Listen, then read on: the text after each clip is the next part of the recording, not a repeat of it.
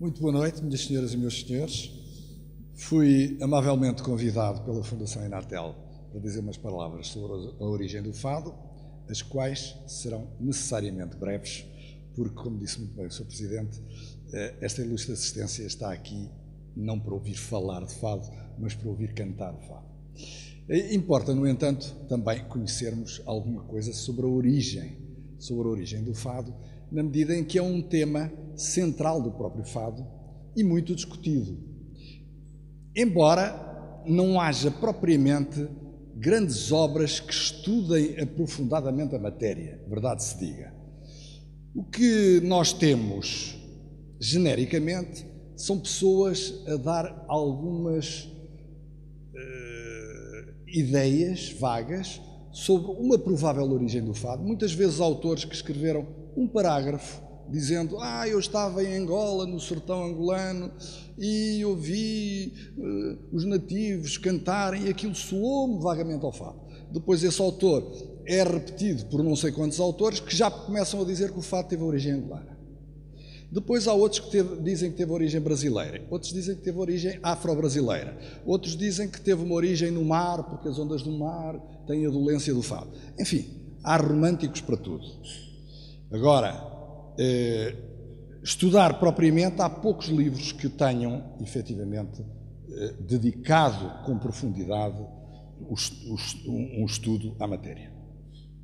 Na verdade, o que mais se estranha nesta matéria é que, sendo o fado, como inquestionavelmente é, uma música de tradição oral, nenhum dessas pessoas tenha comparado o fado com a restante música de tradição oral. Ou seja, nós temos em Portugal uma riquíssima música de tradição oral, nos campos, e temos o fado, que também é música de tradição oral.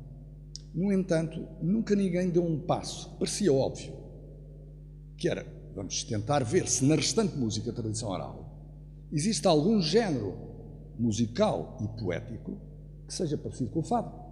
Nunca ninguém fez isso. Porquê? Porque há um preconceito, há aqui um preconceito. O fado é de Lisboa e essas outras cantigas da tradição oral são do campo. E o campo é o campo, Lisboa é Lisboa. O fado está repetido, todos nós ouvimos, é uma canção de Lisboa. Como se, no século XVIII, vamos situar o século XVIII como o berço do fado, como se, no século XVIII, houvesse às portas de Lisboa, no termo da cidade, uma alfândega musical, uma espécie de alfândega musical que dizia mais ou menos isto: aqui não entram viras, não entram malhões, não entram nada dessas coisas, as coisas são do campo. E também não sai o fado, porque o fado é de Lisboa, aqui é Lisboa. Não. Isto das alfândegas musicais não existem, as pessoas circulam, as músicas circulam e, no campo da tradição oral, nada há mais de contaminado, de contaminação, de mistura, do que realmente a música. A música da tradição oral é uma música eminentemente contaminada com as mais variadas influências constantemente, quer socialmente, quer cronologicamente. Ora bem, eu devo dizer que eu também partia desse preconceito. Nunca me dediquei ao estudo do fado, porque eu, na realidade, sou um coletor de música de tradição oral, música do campo. Sempre dediquei a minha investigação no terreno às músicas das aldeias e, portanto, não tinha especial atenção em relação ao fado. Era matéria que não me dizia muito, porque de facto estava vocacionado para outra música, e o fado, lá está o preconceito, o fado era de Lisboa. Mas havia no campo um determinado género musical que sempre me soou a fado. Aquilo cheirava a fado, transpirava a fado. E eu dizia: lá venho eu aqui para uma aldeia perdida em Trás-os-Montes ou na Beira, ouvir uma velhinha a cantar uma coisa que soa a fado, que chatice. Isto foi influência da rádio, com certeza, porque a Lisboa depois, através da rádio, exerceu esta influência. Estas pessoas também já estão, até que um dia, ouvindo uma dessas velhotas a cantar durante uma tarde inteira, a gravá-la, a estudar, a entrevistá-la, cheguei a casa e pensei: espera, mas afinal, isto pode não ser simples influência do Fado de Lisboa. Posso estar aqui perante qualquer coisa que me diga algo sobre a origem do fado. E comecei a investigar. E aí sim, há um clique que se realiza na minha cabeça e começo a investigar, e depois tudo a partir daí bateu certo. Agora perguntarão todos vós, mas afinal que género musical é esse? Estou a fazer suspense. Que género musical é esse? Bem, na tradição popular existe um género musical que é o romanceiro tradicional. O que é o romanceiro tradicional? O romanceiro é uma poesia, são poemas de caráter narrativo, contam uma história. Ao contrário da poesia lírica. A poesia lírica é ou que casas tão altas feitas de cal e areia, ou que menina tão linda numa janela tão feia. Isto é uma quadra lírica.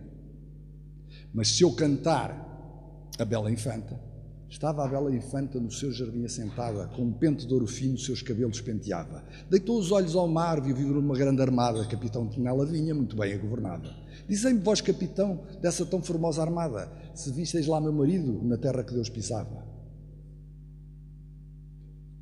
E isto é uma história, a história da Bela Infanta. Também há a história da Nau Catrineta, há a história de Dom João. Isto são histórias, portanto estamos aqui perante um poema narrativo, um poema que conta uma história. Ora bem, de onde surge esta tradição narrativa dos poemas narrativos e das músicas que sustentam esses poemas? Bem, a história vem desde a Idade Média, das canções de gesta, que contavam os grandes feitos bélicos das guerras da Reconquista e que depois passaram a ser simples romances históricos que a partir do século XVI se novelizaram. Novelizaram porquê? Porque os grandes feitos da guerra deixaram de ter interesse, porque quem contava isto eram os jograis que andavam de terra em terra, a cantar as notícias, eram os jornais da altura. E depois dos jograis foram os ceguinhos, aquilo que nós chamamos os ceguinhos da tradição popular, que nós ainda há poucos anos víamos aqui na Baixa a venderem folhetos, já vos mostro alguns folhetos, a venderem folhetos, a cantar e a pedir esmola. Esses velhinhos, esses ceguinhos, é que traziam essas notícias, esses cantos narrativos. E, ao cantarem isto, os feitos da guerra perderam interesse para a audiência, porque estamos perante o que nós diríamos hoje um fenómeno de audiências, e eles começaram a cantar outros temas. Temas de quê? Dos amores e desamores dos reis, das rainhas, das princesas, etc. E mais tarde, já no século XVIII, esse tema evoluiu para se cantar a vida cotidiana de personagens populares. De início eram os personagens da realeza e depois passaram a ser os personagens populares. O Zé Pina e Maribela, a Isaurinha, o Manel, a Francisquinha, que morreu de desgosto de amor, ou o outro que matou o outro por ciúmes, etc. Portanto, isto são histórias cantadas. Ora, estes ceguinhos andavam de terra em terra, de feira em feira, cantando estes eventos. O número destes grupos de cegos é verdadeiramente insuspeitável. Era uma rede completa que percorria o país todo, vinham de Trás-os-Montes, vinham a Lisboa, estavam por Lisboa, voltavam para a sua terra, desde maio a outubro, em carroças, em burros, a pé, bicicleta, cantando e vendendo estes folhetos, que ainda há bem poucos anos, eu tenho alguma coleção destes folhetos, em que se punham as letras desses cantares narrativos. Ora bem,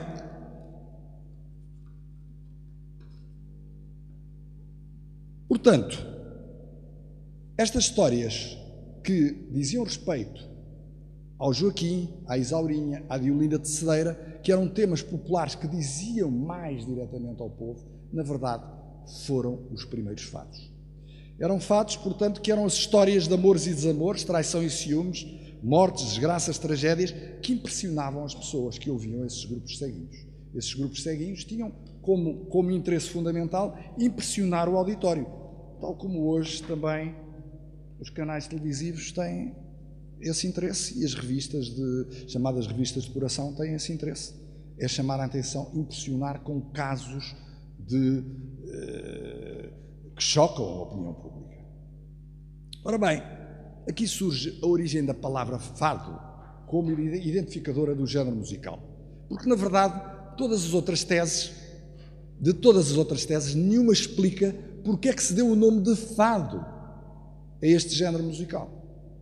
Porque se perguntarem, por exemplo, ao professor Rui Vieira Neri, que defende a tese afro-brasileira, em que o fado teria começado por ser uma dança e passou a ser uma canção, coisa que é uma questão de fé, questão de milagre quase, mas pronto, ele lá saberá. Mas se lhe perguntarem qual a origem da palavra fado, ele não consegue explicar.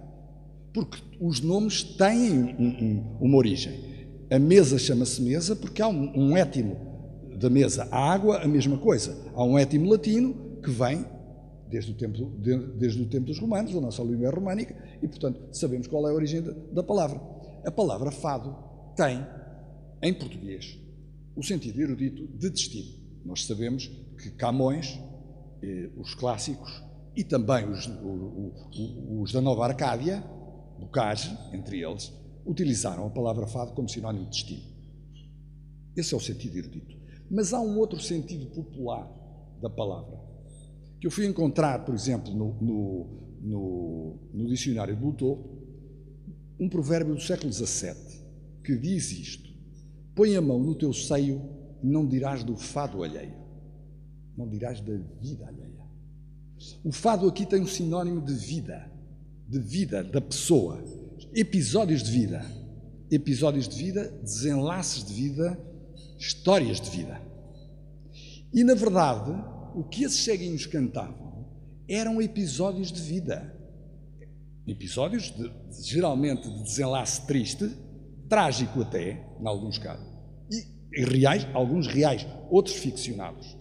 Porque eles também eram habilidosos, também inventavam dramas, mas muitos deles reais, como é o caso do Zé Pina e Maribela, que foi um caso conhecidíssimo em toda a Beira Baixa, que os ceguinhos cantaram por todo o país, ou o caso do Morgado da Junqueira, que se passou no século XIX em Trás-os-Montes, e que os ceguinhos cantaram por todo o país e que é encontrado na tradição oral de todo o país. Mas os ceguinhos anunciavam o seu produto e diziam: escutai agora o triste fado da Isaurinha, o triste fim, a triste vida, o triste desenlace de vida da Isaurinha, por se ter fiado no maroto do Manel que a enganou. E depois cantavam o triste fado da Isaurinha, a história da Isaurinha. Esta é que é a origem da palavra fado. Ora bem, dir-se-á, bem, o vosso orador, neste momento, descobriu a pólvora. Mas, na verdade, já houve autores que, anterior a mim, tinham falado vagamente nestas questões, mas nunca ninguém erigiu alguns factos soltos numa verdadeira teoria. Por exemplo, Teófilo Braga dizia o seguinte, em 1867: o fado é uma narração detalhada e plangente dos sucessos vulgares que entretecem o existir das classes mais baixas da sociedade. 1867. Carolina Micaelis Vasconcelos também dizia, conhecida romanista, aplicada a uma espécie de poesia popular, lamentação em que o marinheiro, uma freira, um soldado, um cego, ou em paródia um cãozinho, choram as mágoas da sua existência, o fado